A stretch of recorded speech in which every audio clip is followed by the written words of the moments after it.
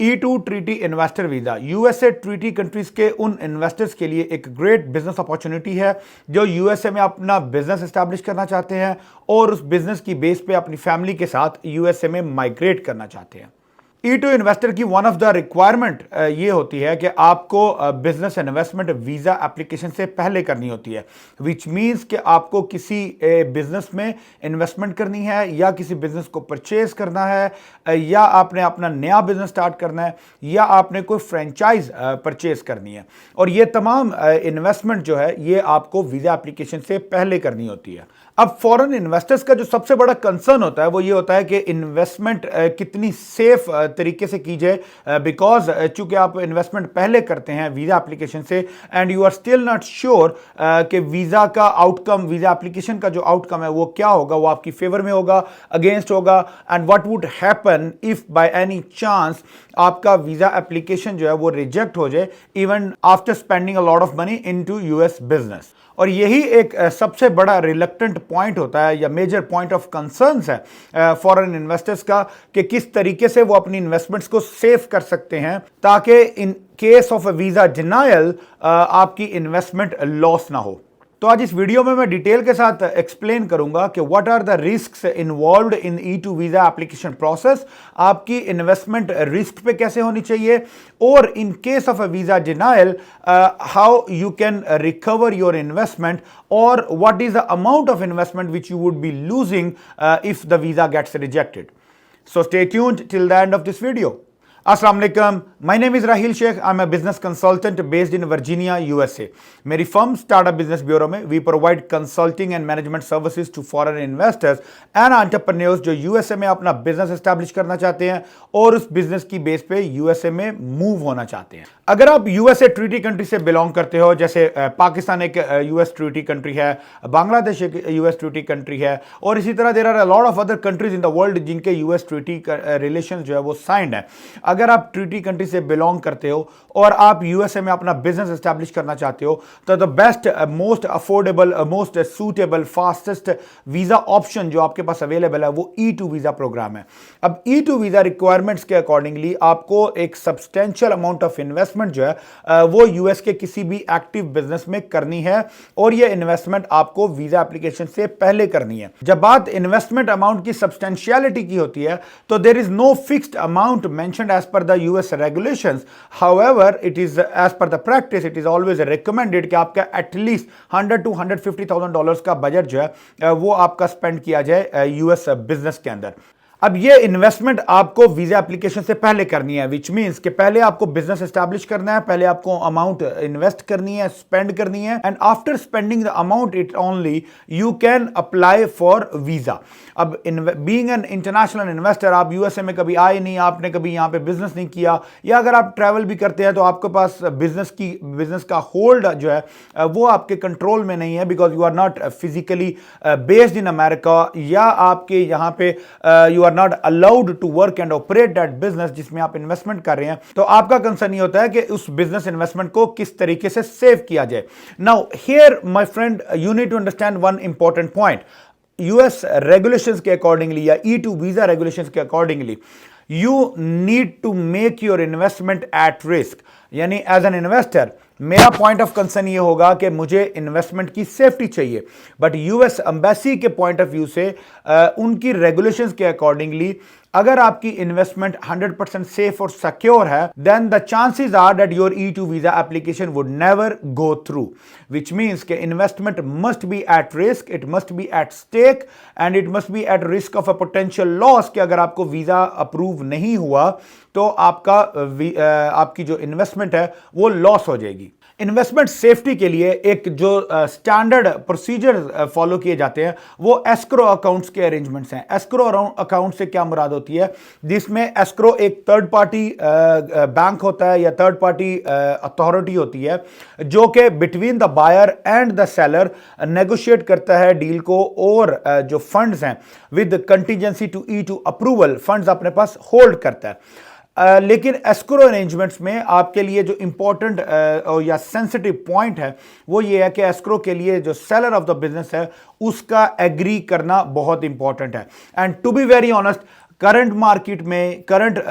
जो सर्कमस्टांसिस हैं, जो फाइनेंशियल मार्केट के जो ट्रेंड्स चल रहे हैं, इसमें it's very very difficult to find a seller जो आपके लिए एस्क्रो अरेंजमेंट्स पे रेडी हो, because it's very simple. As a buyer आपके रिजर्वेशंस एस्क्रो से सेव होते हैं, but as a seller escrow arrangements are totally against me and my benefits when it comes to the closing the transaction of the business, because मुझे as a seller कोई concern नहीं है कि आप अगर मेरा बिजनेस एक मार्केट प्राइस पे बिक रहा है, it's a profitable business, it's as the market value, then today और tomorrow I will find a buyer जो मुझे कैश पे करके डील क्लोज करेगा, रादर देन कि मैं वेट करूं आपका एस्क्रो अरेंजमेंट्स के through with the contingency of E2 approval, कि अगर E2 अप्रूव हुआ तो मुझे पैसा मिलेगा, वो भी 3 से 5 महीने 6 महीने वेट करने के बाद, और अगर खुदा ना खास्ता E2 अप्रूव नहीं हुआ तो पैसा बायर को वापस चला जाएगा। Then what do as a seller I get out of this transaction? So which means as a seller of the business, I am not interested in going into the escrow arrangements. And secondly, especially अगर आप नया business start कर रहे हैं, starting of a business जो है उसमें चूंकि सेलर अवेलेबल नहीं है, कोई थर्ड पार्टी या रिसीविंग पार्टी नहीं है, उसमें भी एस्क्रो अरेंजमेंट्स पॉसिबल नहीं है। सो एस्क्रो अगर पॉसिबल नहीं है या आइडियली मार्केट में स्टैंडर्ड प्रैक्टिस के अकॉर्डिंगली वायबल ऑप्शन नहीं है, then what are the best ways to secure your investment. अब यहां पे जो टेक्निकल पॉइंट है वो ये है कि E2 visa is subject to be given, subject to be issued as long as अगर आप E2 रिक्वायरमेंट्स के मुताबिक बिजनेस एस्टैब्लिश करते हैं, आप तमाम का तमाम बिजनेस जो है वो प्रॉपर प्रोसीजर्स के अकॉर्डिंगली E2 की रेगुलेशंस के अकॉर्डिंगली बिल्ड करते हैं, जिसका मतलब यह हुआ कि you do not need to do any corner cuttings, आप कोई शॉर्टकट्स नहीं कर सकते, आप कोई बिजनेस के जो बेसिक पैरामीटर्स हैं आप उनको अवॉइड नहीं कर सकते। You need to follow all the regulations, you need to make a well qualified well establish business ताकि आपके अप्रूवल के चांसेस ज्यादा से ज्यादा हो सके। And that is my friend the only way कि आप अपनी वीजा की सक्सेस को इंश्योर कर सके और इसके साथ साथ अपनी इन्वेस्टमेंट्स को सेव कर सके। बिकॉज अगर आप बीइंग अ कंजर्वेटिव इन्वेस्टर, अगर आप कॉर्नर कटिंग्स करेंगे, कुछ बिजनेस के ऐसे पैरामीटर्स को इग्नोर करेंगे, अवॉइड करेंगे, just because you are not sure कि आपको वीजा मिलेगा या नहीं मिलेगा, और अगर वीजा नहीं मिला तो आपके पैसे लॉस होंगे, इसलिए आप पैसों की जो है वो बचत कर रहे हैं, कॉर्नर कटिंग्स कर रहे हैं, कुछ बेसिक पैरामीटर्स बिजनेस के जो है वो फॉलो नहीं कर रहे, तो उससे आपके वीजा रिजेक्शन चांसेस ज्यादा होंगे। And if you get visa rejected worst case scenario में, then definitely your chances of losing the investment would be much higher as compared to कि अगर आप एक रीजनेबल इन्वेस्टमेंट प्रॉपर तरीके से अपने बिजनेस में करें, उसकी वजह से आपके वीजा अप्रूवल चांसेस जो है वो एनहांस हो सके। Now, on the other side, you need to understand one more major aspect of E2. E2 में चूंकि एम्बेसी या यूएस अथॉरिटीज जो है वो आपसे इन्वेस्टमेंट्स पहले करवाती हैं, सो दैट मीन्स कि they can not simply go ahead and reject your application, जैसे B1 B2 की एप्लीकेशन रिजेक्ट होती है। So potentially they do not just blindly go and reject the application, they rather make objections on your application. अगर कोई ऐसी corner cuttings की है या कोई सेटिस्फैक्ट्री डॉक्यूमेंटेशन आपने जो है वो मिस की है, या आपने अपने बिजनेस प्लान के में आप अपने बिजनेस मॉडल को कोई एक्सप्लेन नहीं कर पा रहे, या वीजा इंटरव्यू और वीजा एजुकेटर जो है उसको कोई कंफ्यूजन है, कोई फर्दर एक्सप्लेनेशंस कॉल करनी है, then they reject your application with the reason, they tell you the reasons of the rejection, they raise the objections on your application, और वो ऑब्जेक्शंस के जो भी वो हमें क्राइटेरियाज बताते हैं, पैरामीटर्स बताते हैं, then you can rework on your application, resubmit the application till you get the visa approval. So it's more likely an objection rather than a rejection. And in certain scenarios, for example, especially अगर आप change of status भी करते हैं तो उसमें RFEs होते हैं, request for further evidences होते हैं। So इसी तरह चाहे US एम्बेसी का वीजा ऑफिसर हो या USCIS के जो वीजा एजुकेटर्स हों, they have a chance, they have an authority to raise the RFEs, the request for further evidences. They can demand extra documents, they can demand additional documents or additional explanations on your whole business model, ताकि वो आपके business case को, business study को proper तरीके से जो है वो इवेल्युएट कर सके और उसकी बेस पे आपका वीजा अप्रूवल दिया जा सके। But in either case scenario my dear friends, this might not be a good news for you, but this is exactly how E2 is been happening from the decades since the E2 is been launched. कि अगर आप worst case scenario may if the embassy has raised some objections which you have failed to fulfill and satisfy and justify, and finally your visa is rejected, then there is no clean exit from this program. No clean exit से क्या मुराद है कि it is not going to happen कि you do not lose any money and you recover the entire amount which you spend for your business investments. The reason is there will be a lot of expenses, you know, there are expenses for attorneys, consultants, advisers, registration fees, government fees, embassy fees, business plan writings. These are some of the nature of expenses which you cannot recover back if you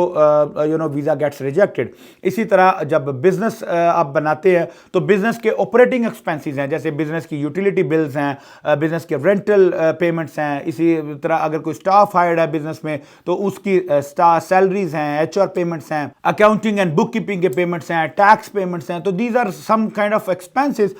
जो कि in either case, in either scenario you will never be able to recover completely. However, if you plan your business well, because it's a well established, well qualified business which you prepared for E2 visa, और अगर किसी भी वजह से, किसी reason से आपका visa जो है वो अप्रूव नहीं हो रहा, you can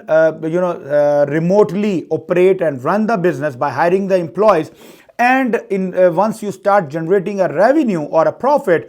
then you can upsell the business and recover your entire amount. So you need to get ready कि there will be the money at risk. There are the chances कि अगर आपने business में corner cuttings की, अगर आपने business की requirements को सेटिस्फैक्टोरीली पूरा नहीं किया, your visa may get rejected, and if it gets rejected you will not be able to recover the entire expenses. And this is exactly how it happens in any of the the official programs of any country, because there are certain expenses which in either ways you would not be able to recover. So make sure whenever you are deciding and planning for your E2 visa, तो आपको ये जो risk factors हैं, you need to consider those, ताकि आप एक अपना well informed decision ले सकें. सो यूएस बिजनेस से रिलेटेड या यूएस से बिजनेस इन्वेस्टर वीजा प्रोग्राम से रिलेटेड आपके कोई क्वेश्चन हो, कोई कंसर्न्स हो, तो feel free to reach out to me and my team would be happy to address all of your concerns. Thank you so much. अस्सलाम वालेकुम.